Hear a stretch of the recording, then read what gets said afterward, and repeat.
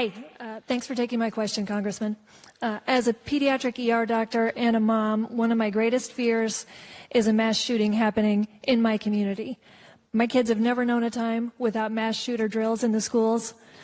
This year, my 4 boys are in 4 different schools, and my first thought was that if a shooting happens, they won't all be in the same place. And every time I go to work at the ER, I wonder if that will be the day. What will you do to help stop this?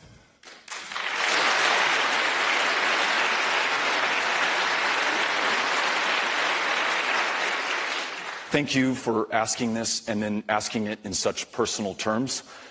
Sometimes when we talk about the fact that we lose more than 30,000 of our fellow Americans to gun violence, that can seem an abstraction or a number. When we think about our kids and others' kids who have been lost when gunmen enter a school and begin firing on those students and teachers and public school educators, it brings it home to us what is happening in our country right now. This is the last week of school for my kids in El Paso, and I had a chance to talk to my 8-year-old Henry, who just ran the relay at Mesita Elementary today. They came in first, and I said if he keeps it up, he can come to the Drake relays down the road here. So,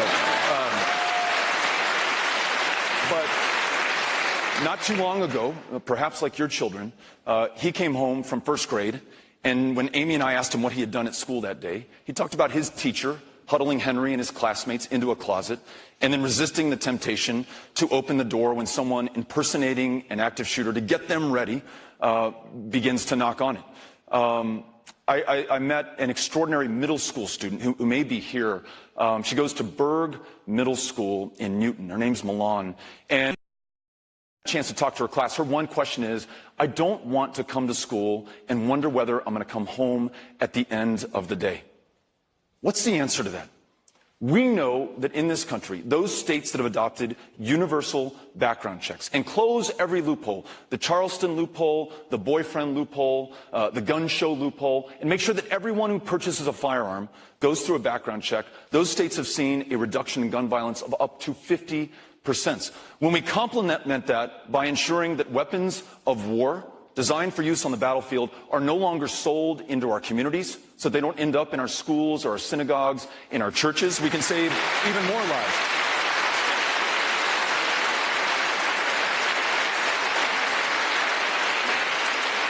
Two more steps that I want to take. Red flag laws. And not just do it town by town or state by state, but do it nationally so that anyone who exhibits a tendency to harm themselves or to harm somebody else can be stopped before they do that. And then the last part, let's make sure that we invest in the counseling and the mental health and the therapy necessary for people to get the care that they need. So I want to make sure that we're up to this challenge.